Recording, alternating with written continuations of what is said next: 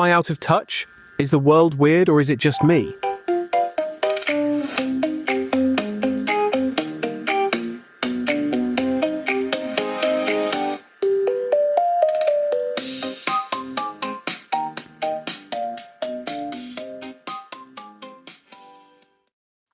Welcome back to Am I Out of Touch? The show where I sit down for a nice meal and somehow end up furious about cutlery. I'm Alison, your host, and today's theme is table manners, the quiet, unspoken rules of eating like a civilised person and how they appear to have been deleted from the national memory. Number 1.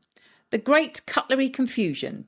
Not knowing which knife is which, not knowing what a napkin is, knives pointed at the ceiling like a flare gun, and don't even get me started on where your cutlery goes when you're finished. Number 2. John Lewis, silver service, and the generally baffling fact that a department store used to serve you afternoon tea with actual white gloves on. And number 3, the slow death of afternoon tea and high tea as concepts anyone under 30 can correctly define. Let's tuck in. Right. Cutlery. Let's start here because this is the one that's been quietly bothering me for years, and I finally decided to make it everyone else's problem too. There used to be, and I promise you this is not just me being posh, I grew up on beans on toast same as everyone else, there used to be a basic universal understanding of a table setting. Cutlery goes outside in, you start on the outside, you work your way in as the courses arrive, and by the time the pudding fork turns up, you know you're nearly done.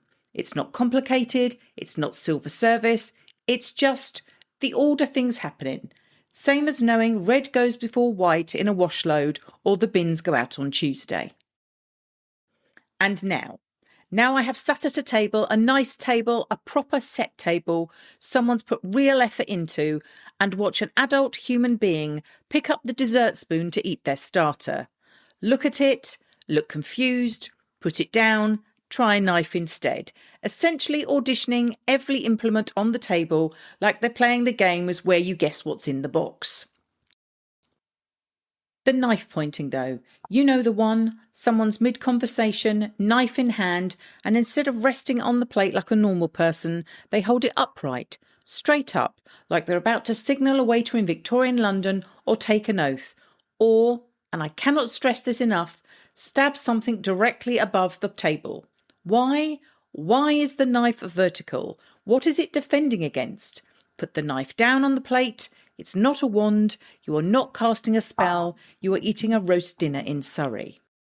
And while we're on knives, staying vertical, let's talk about what happens to cutlery when you're not actively using it, because this is where things really fall apart. Proper form, and I didn't invent this, this is just the rule. Knife and fork crossed on the plate, roughly like an X, or laid diagonally side by side, tips pointing up towards the middle. That's pausing. That's, I'm having a sip of wine and a chat, don't take my plate. And knife and fork parallel, side by side, straight down the middle of the plate, hands at 6 o'clock. That's finished. You may remove this now, thank you. It's basically Morse code for a waiter. 2 positions, that's it. That's the entire vocabulary. And what do people do instead? Cutlery flung across the plate at random angles like they've been dropped from a height. Fork balanced half on the plate, half on the tablecloth. Gravy dripping onto someone's nice linen. Knife just abandoned. Blade resting directly on the table itself. This is no code being communicated here. The waiter looks at that plate and has genuinely no idea if you've finished, paused, or if a small argument broke out mid-meal. But, and I need everyone to sit down for this one, under no circumstances, none, ever do you lick your knife. I don't care how good the mayonnaise was. I don't care if there's a stubborn bit of butter that's really calling to you. A knife is not a lolly. It has an edge. It's not there for pleasure. It's there for cutting. And the second it goes anywhere near your tongue, I am no longer able to continue the meal. I have to leave. I have to go and stand outside and reconsider several of my life choices. This isn't etiquette snobbery, it's a basic safety briefing. We'll be right back. A quick pause, as every week I also drop a mini rant. 5 minutes, one topic, no padding. This week is the table manners sins I didn't have room for here. So if you've been sitting there thinking, what about elbows on the table? Or what about talking with your mouth full? That's coming. $3 a month. That's less than the posh high tea some hotel's about to sell you that's actually just afternoon tea with the worst hashtag. I'll keep doing this either way, but if you've laughed once today, and you have statistically, the mini rants are more of that. Weekly, and the $3 keeps the lights on so I can keep doing this instead of something sensible.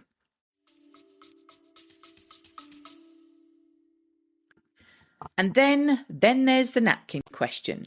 I have watched someone at an actual wedding, an actual formal sit-down wedding breakfast, stare at the folded napkin next to their plate with the exact expression of a man who's just been handed a parking fine in a language he doesn't speak. Not knowing to put it on your lap, not knowing it's for your mouth, not your sleeve.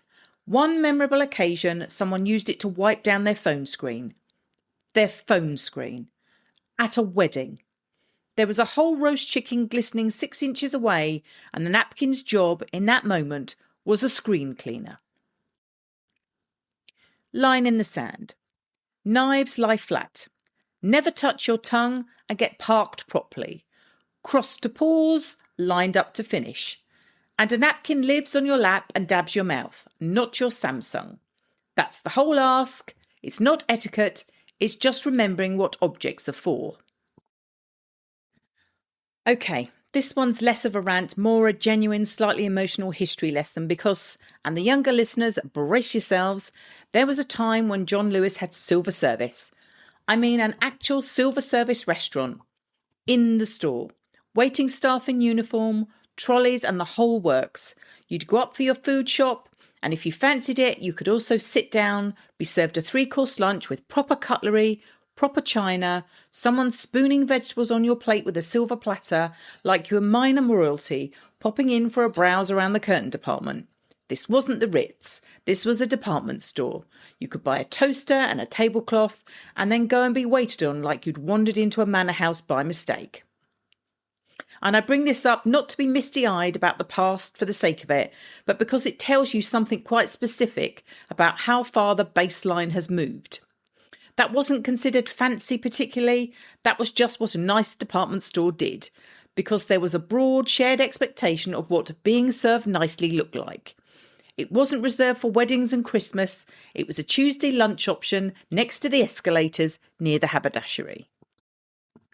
Compare that to now, where the height of dining formality for most people encounter is a QR code on the table that takes you to a PDF of the menu, and you order your own food on your own phone, and a robot on wheels, generally actual restaurants have this now, trundles over with your plate on a tray, and you have to lift it off the robot yourself.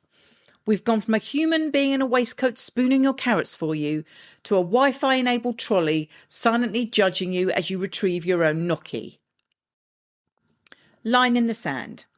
I'm not saying bring back the white gloves, and I'm not asking for silver service at home base, but we used to think eating nicely mattered enough to build it into a shopping trip, and now the bar is the robot didn't crash into a pillar.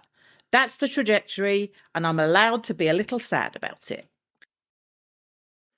And finally, the one that's turned into a genuine low-level obsession for me, afternoon tea. And specifically the fact that almost nobody under a certain age can tell you what it actually is, what high tea is, or that they're not. Brace yourself again, the same thing.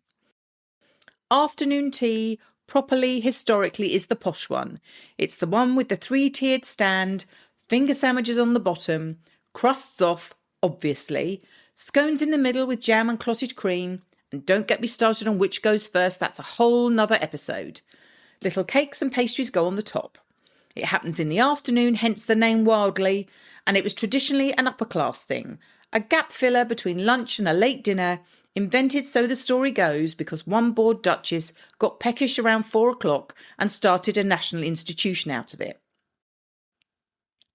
High tea, meanwhile, despite sounding fancier, high, very grand, very Downton, is actually the working class one. It's called high because it was eaten at proper high dining table after a full day's work and is a proper meal. Meat, pie, bread, the works. Not dainty sandwiches with crusts off. So high tea is dinner, essentially, and afternoon tea is a fancy snack. And somehow, through decades of drift, the entire country has landed on afternoon tea, high tea, same thing, cake and a cuppa, who cares? And I've watched this happen in real time. I've watched someone book a high tea experience, expecting a full roast dinner situation, and get handed a single scone and a pot of Earl Grey, and stand there, genuinely betrayed, like they've been missold a car. I've watched a 20-something describe a trip to a hotel for posh high tea, when what they've actually had, by every rule of the English language, was afternoon tea. And I've had to sit there, biting my tongue, because apparently correcting someone's tea terminology at a table makes you the difficult one. And here's where it turns a bit for me, because underneath the pedantry, what actually gets me is that both of these things meant something once. They were built around specific lives, specific classes, specific rhythms of the day. One for people who worked with their hands and needed a proper hot meal at 5:30. One for people who had nothing to do at 4:00 except be bored in a large house. And now they've both been flattened into the same vague, Instagrammable event. A stand of sandwiches, a pot of tea, a hashtag. And the actual history has just evaporated, along with, apparently, everyone's ability to tell them apart. Line in the sand. Afternoon tea is posh and small. High tea is a proper dinner for people who've earned it. They are not interchangeable, whatever the hotel website tells you, and I will die on this particularly faintly ridiculous hill. Right, the verdicts. Cutlery down, teapot cold as promised. Cutlery and napkins. Verdict. Outside in, knives flat and nowhere near your tongue. Crossed to pause, line up to finish, napkin on lap. Not etiquette snobbery, basic operating instructions. John Lewis and Silver Service. Verdict. We've traded a man in a waistcoat spooning your carrots for a robot you have to unload yourself, and that is genuinely the whole arc of British dining. Afternoon tea versus high tea. Verdict. One's posh and dainty, one's a proper working dinner, and no hotel website gets to tell me otherwise.